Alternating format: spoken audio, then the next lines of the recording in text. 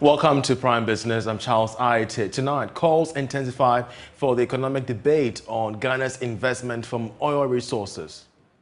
My position is on this is that we keep the Heritage Fund as is, but let's change the quality of the investment instruments so that we can get better returns on it. We'll have more from a public lecture held by the Public Interest and Accountability Committee. Also, the Bank of Ghana projects the cedi will stabilize against the dollar in 2 weeks following recent policy rate hike and other monetary measures. We'll bring you an exclusive interview with the bank's head of research. Probably from 2 weeks downwards, we should begin to see the markets reacting to the policy change. Sentiments will begin to change. The speculative elements will begin to die down. Plus, Securities and Exchange Commission to license more investment firms willing to comply with regulatory requirements. We'll hear from the Director General on this. We have all these and more coming up shortly. But first, though, commodities start.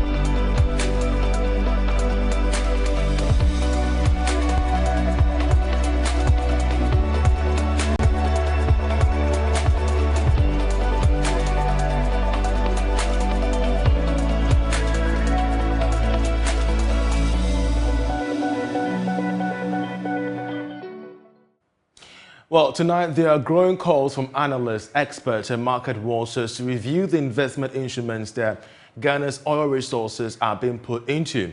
For instance, the Stabilization and Heritage Funds have not been able to yield higher returns for the country after 10 years of oil production. Well, commenting at a public forum lecture on the 10 years of management and the use of oil resources, the General Manager for Sustainability at the Ghana National Petroleum Commission, Dr. Kwame Ba-Nwako, said it is unwise to keep the funds in low-interest yielding instruments whilst the country borrows at higher interest rates.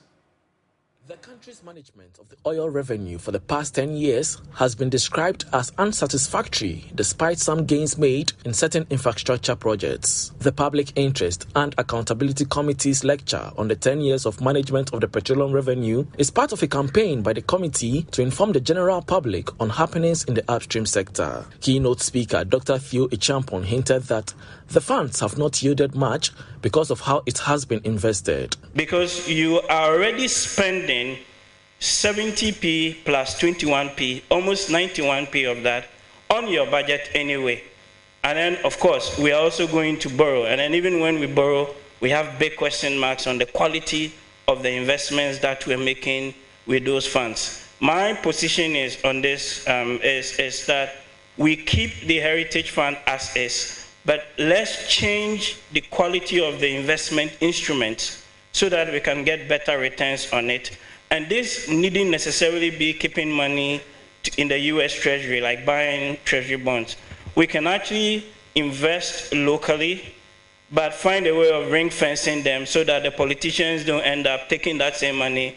By the time we realize we'll be here 10, 15 years and there'll be nothing to write home. Meanwhile, the General Manager in charge of sustainability at the Ghana National Petroleum Corporation, Dr. Kwame Ba-Nwako, believes this fund has not served any good purpose considering the current economic situation of the country. Lending money to the US, because when you buy US Treasury bills, that's what you're doing.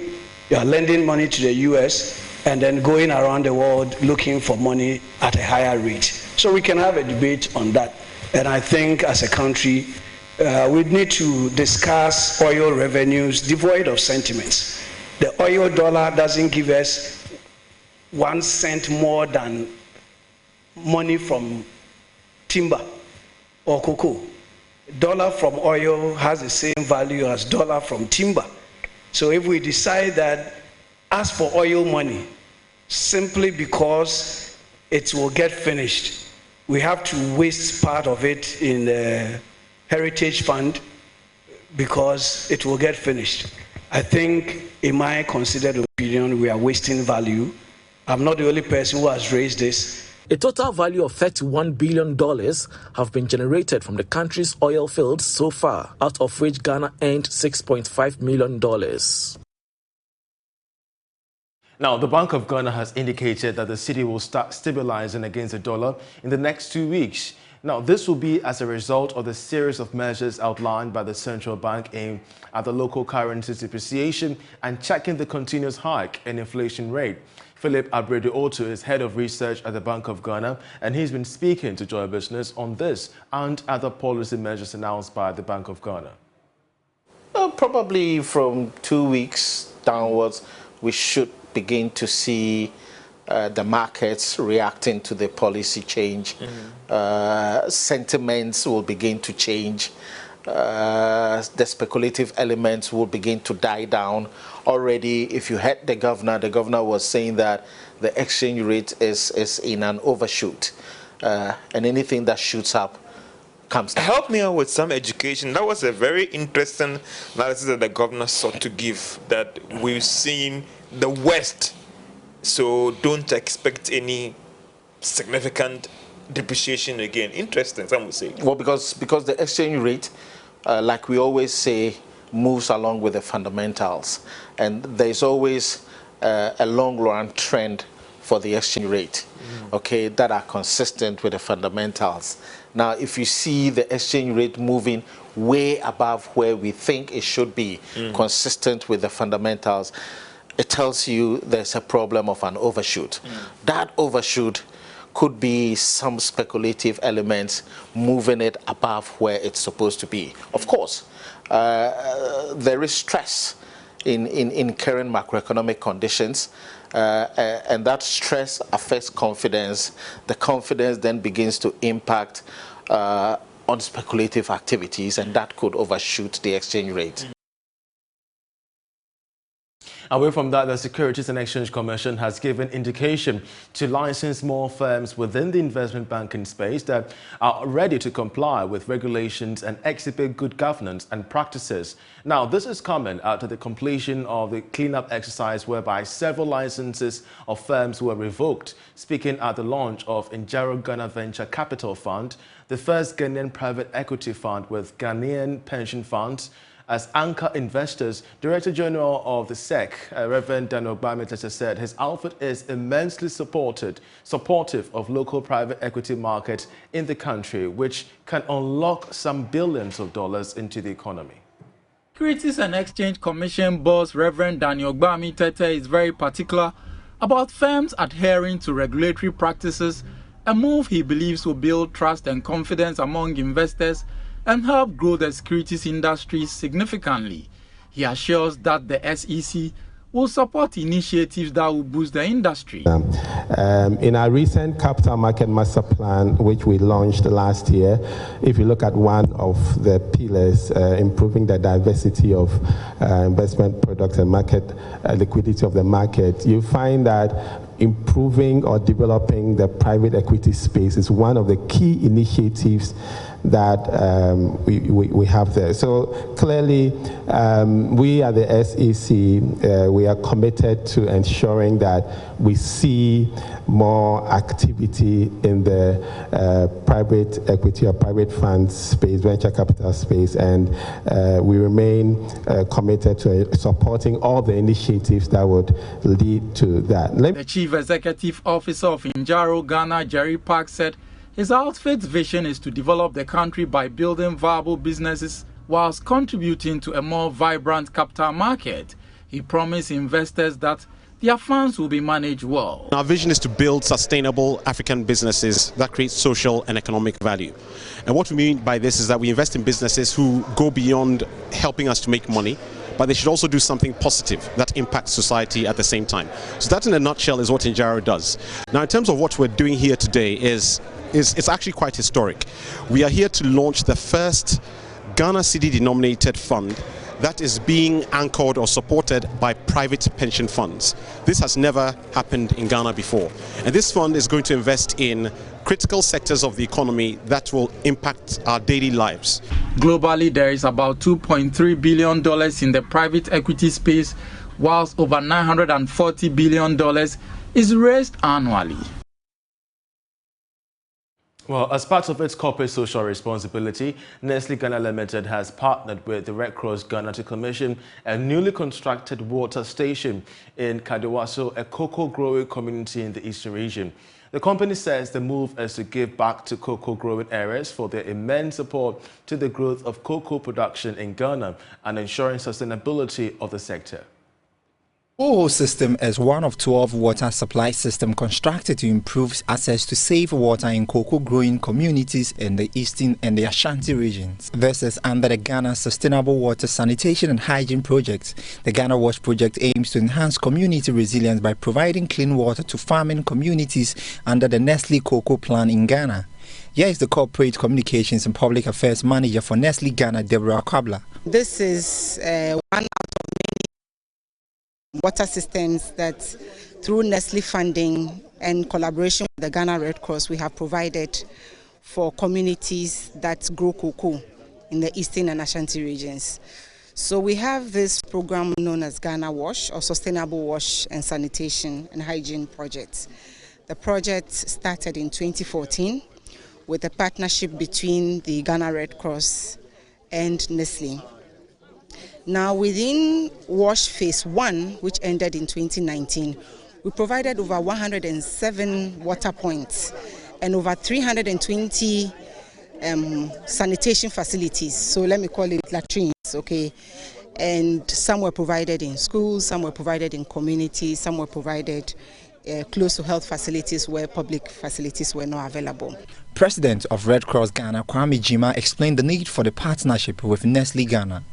Red Cross has an obligation to really impact within our communities, and some of the needs assessment we did carry out was the fact that yes, potable water, sanitation and hygiene was an issue, because much as we provide some level of health intervention, our focus also is in preventing some of these diseases that ordinarily would have been the result of lack of access to potable water, sanitation and hygiene. Assembly member of the area, Alfred Arnaud, described the initiative as welcoming to support the growth of cocoa production in the area.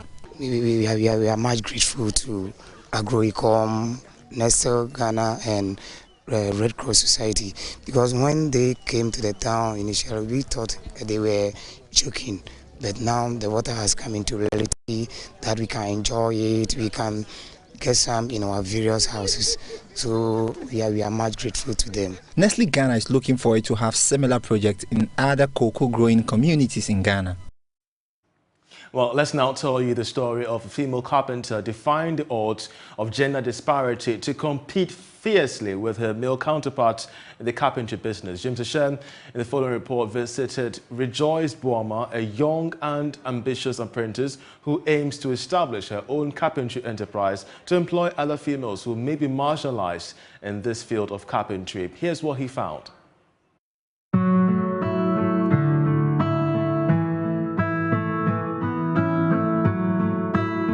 The phenomenon of sex segregation in labor markets in so many growing economies still exists. However, some ladies have taken it upon themselves to overcome what we call occupational segregation. We're here to speak to 22-year-old Rejoice and her colleagues on why they chose carpentry apprenticeship. Let's interact with them.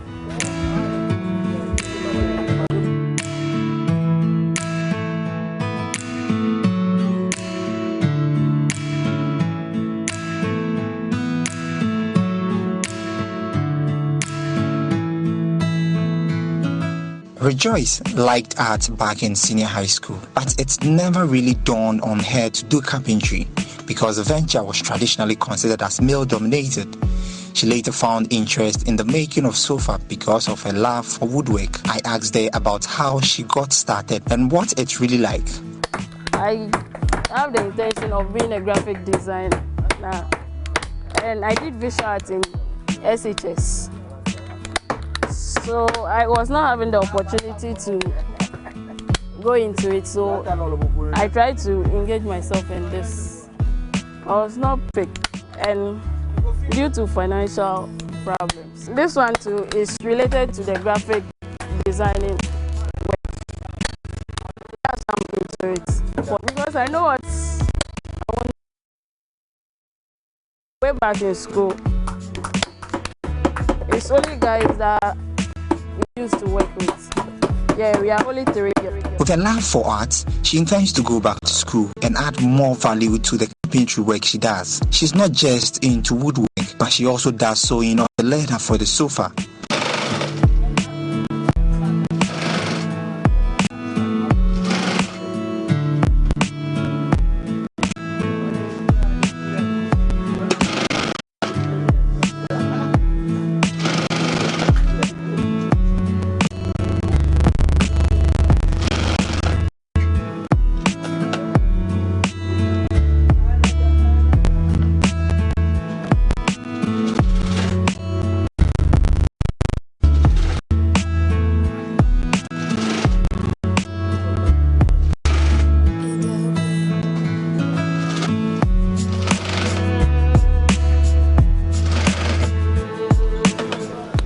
I sewed the cover for the stuffing chair, and I helped the guys to cut the frames. I help in paperworks and foamworks for the finishing.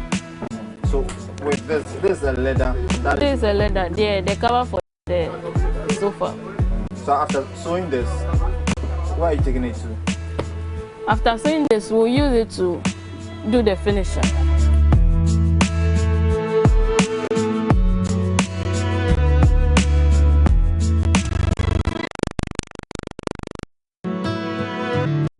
I just want to know what keeps you going.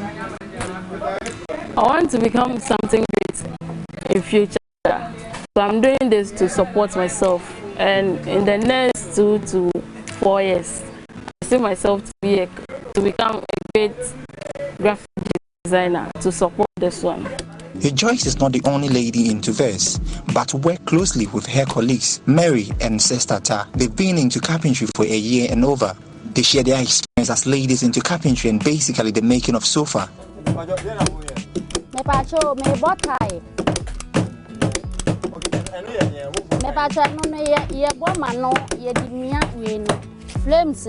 building a frame to tighten up the wood. It's a flexible support surface which is needed for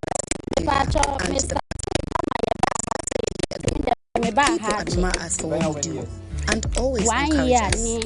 I am happy to do this. Oh, there be a crop for credit. Almost say what I almost say, you almost fair. Will be credit me back.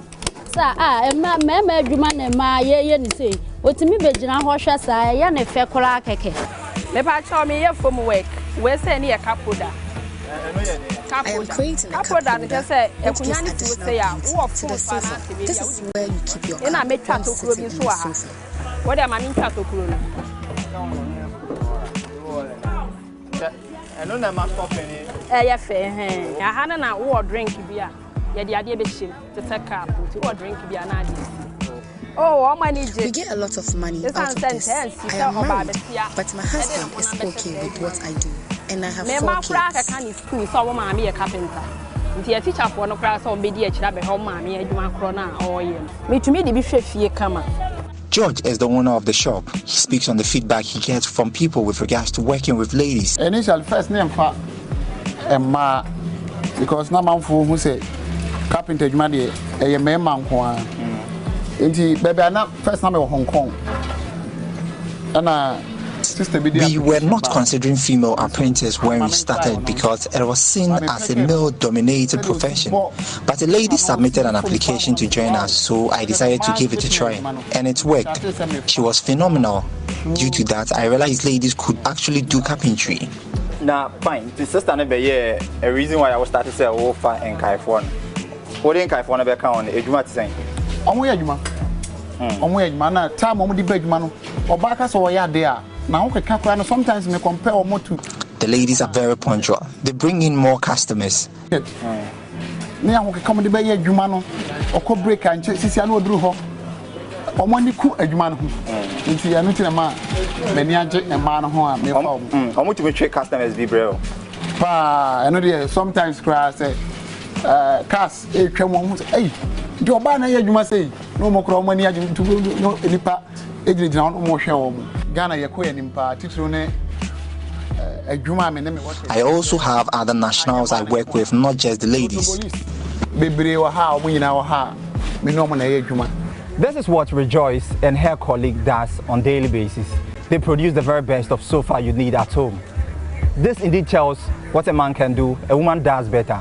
For Joy Business, James Ishen. Intriguing piece there. Away from that, the Embassy of Israel has commissioned an irrigation demonstration field as it seeks to support food security in Ghana. Now, the field, which is one of a kind, will be sited in other locations across the country to provide precise irrigation solutions. There is more in this feature.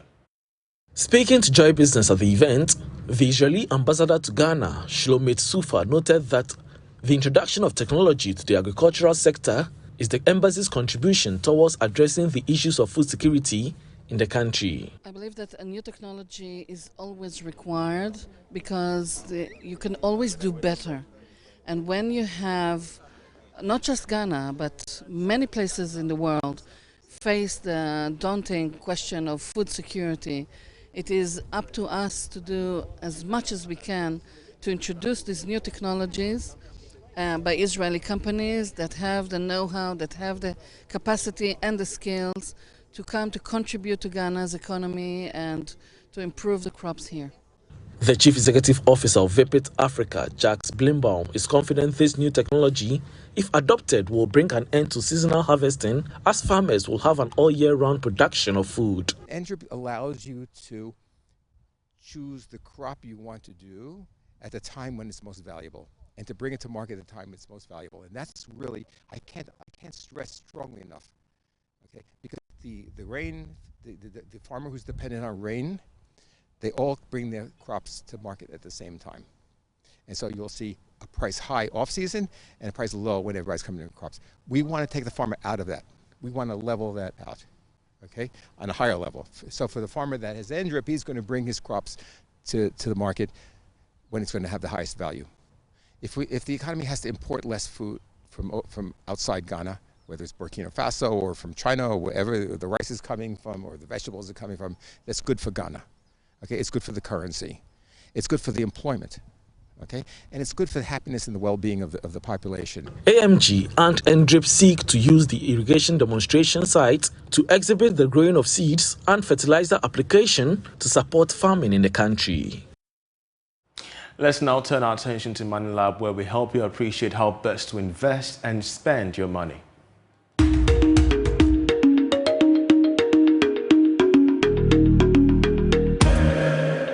Good day to you, ladies and gentlemen. Thank you for joining us for the Money Lab. Now, how long should one hold on to his or her investment?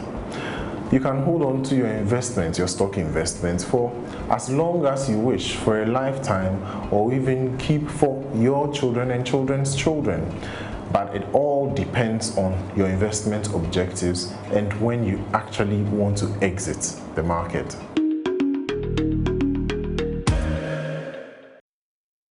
That'll be for the bulletin, but I'll leave you with international business news. My name is Charles Ayitey. Coming up next is sports with Ureko Ampo. For that, after the international business news, the station for that.